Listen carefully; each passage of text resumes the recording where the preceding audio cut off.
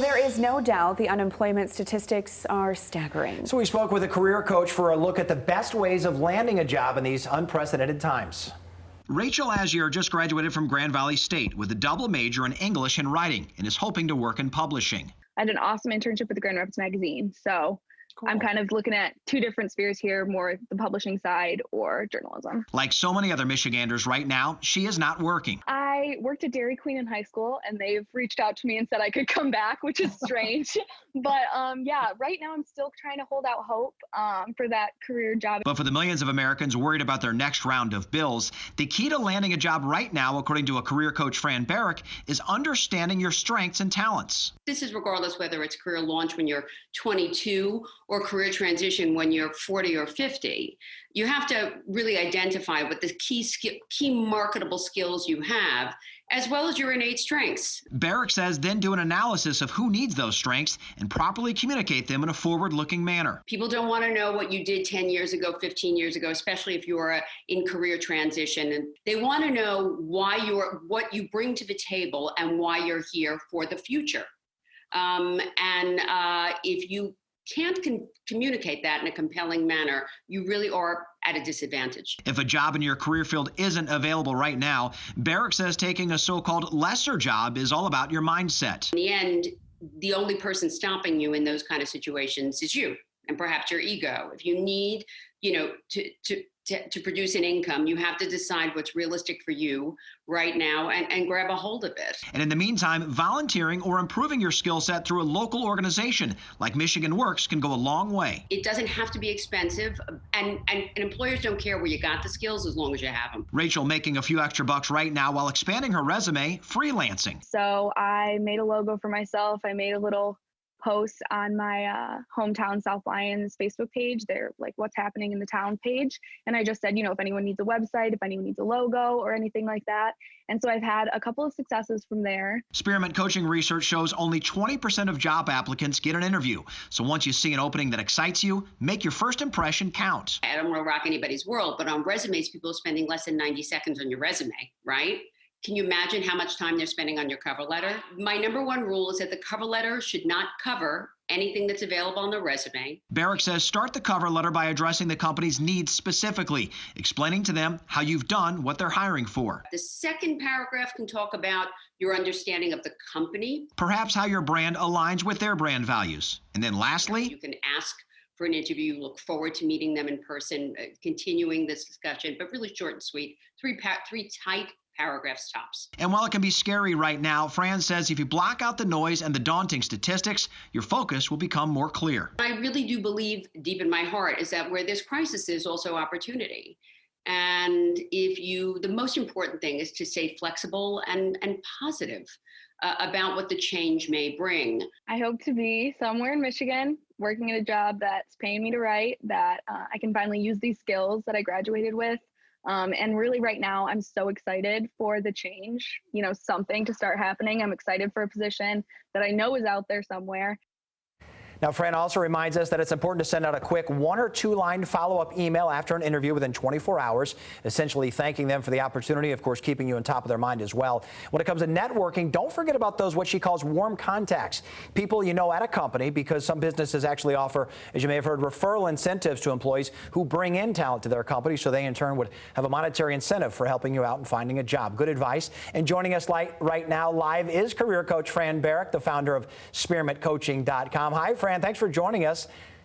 Hey, Derek. Thanks so much for having me. Great to be in Michigan with you. So fantastic. Now let's start with a story left off, kind of a job interview. We know personality certainly can go a long way in differentiating you from another candidate, but how hard can it be right now to get across that personality in this new video teleconferencing form?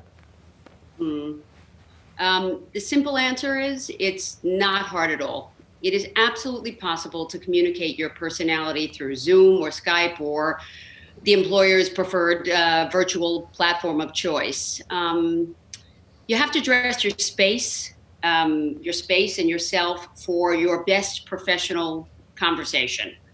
You have to make sure your message is heard with the basics. Make sure you have a solid line, a good connection, good lighting. Check that you're against a neutral, minimally decorated background that doesn't compete with your message. You may be very proud of your rock memorabilia or your sports, but there's no guarantee that the person sitting on the other side of the desk feels the same way. We don't want anything that distracts from the most important part of the conversation, which are your carefully crafted interview questions, your answers. Indeed. I mean, you got a nice little framed picture behind you, but it's not distracting. It certainly makes a lot of sense. Professional, but not distracting. Now, salary, certainly important. A lot of people worried about making ends meet right now. But how do you go about bringing up salary and maybe some of those perks and benefits among this process? Right. The subject of salary, and that includes vacation, benefits, comp, should be brought up by the interviewer when they wish to bring it up. While it's not appropriate for this to be part of your interview questions, it's absolutely key that you discover what your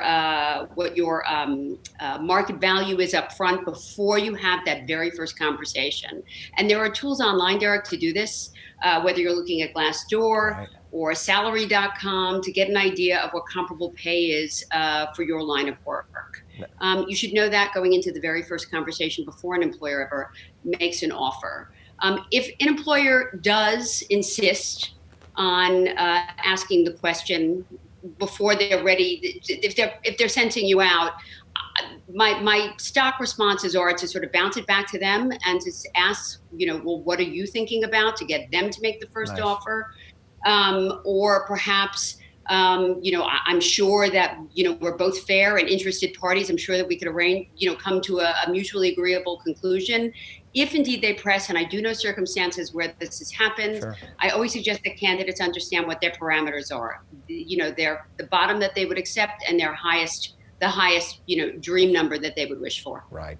And lastly, Fran, some people may be intimidated by some of the recent tech skills that are really more important than ever now. What can we say to them to make them feel a little better or get them some help down the road? Well, first I have to say I feel your concern. We're all Zooming and Skyping, and it can be very overwhelming, and that's for regardless of your age bracket. But the great news is there are some very user-friendly online tools to get you acquainted with whatever tech skills that you find you need. If you're a visual learner, there are YouTube videos for it for almost every platform.